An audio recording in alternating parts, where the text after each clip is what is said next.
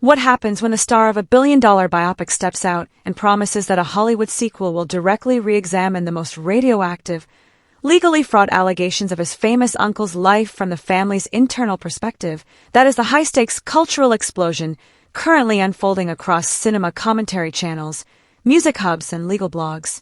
Over the past several days, 30-year-old actor Jaafar Jackson, the real-life nephew of Michael Jackson who portrayed the king of pop in Lionsgate's blockbuster biopic Michael, officially broke his silence regarding the heavily anticipated sequel Michael 2. Speaking candidly in print profiles following the initial film's record-shattering box office run, Jaafar didn't dodge the massive elephant in the room. Instead, he leaned straight into the storm, explicitly confirming that the second movie will cover Michael's later years and confront the severe child abuse allegations of the 1990s and 2000s head-on. Jaafar argued that while past documentaries, legal battles, and media retrospectives frame those allegations through external lenses, Michael 2 will serve as an avenue to finally present the story from Michael Jackson's own point of view.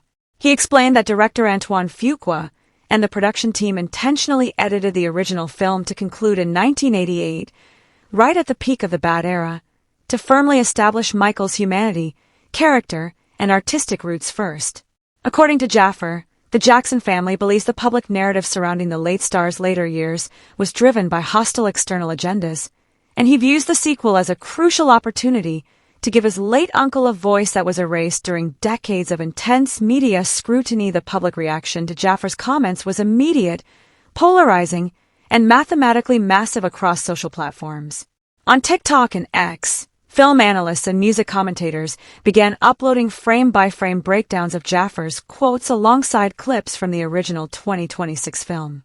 On one side of the digital fence, die-hard Jackson fans praised Jaafar for his bravery, framing the upcoming sequel as an essential, long-overdue act of family vindication and cinematic defense. On the other side, movie critics, investigative journalists, and legal commentators raised severe alarm bells. Film scholars pointed out that turning a billion-dollar studio production into a defensive rebuttal against real-world legal allegations risks turning cinematic biography into pure, high-budget estate hagiography. To fully grasp why Jaafar's statements ignited such intense debate, you have to examine the unprecedented financial and editorial mechanics behind this franchise. The first Michael movie made history by becoming the highest-grossing biographical film of all time, crossing the $1 billion threshold. Yet, its critical reviews were sharply divided, with many major reviewers accusing the estate-backed production of sanitizing Michael's complex legacy by conveniently ending the narrative before the 1993 legal allegations ever surfaced. Now, with studio executives at Lionsgate targeting a production window between late 2026 and early 2027, the stakes have transformed completely.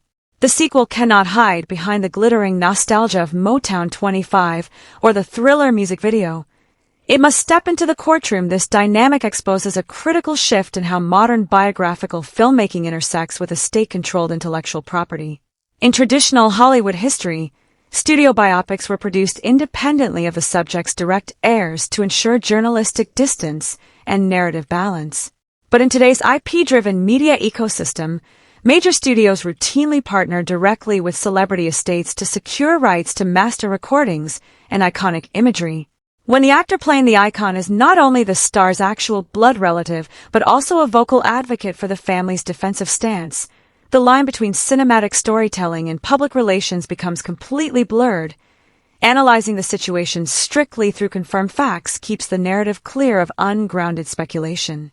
Factually confirmed, Jaafar Jackson gave explicit public interviews stating that Michael 2 will address the allegations from Michael Jackson's personal perspective. Factually confirmed, studio leadership has greenlit the sequel for a late 2026 or early 2027 production start, utilizing expansive performance footage previously captured during the first film's principal photography.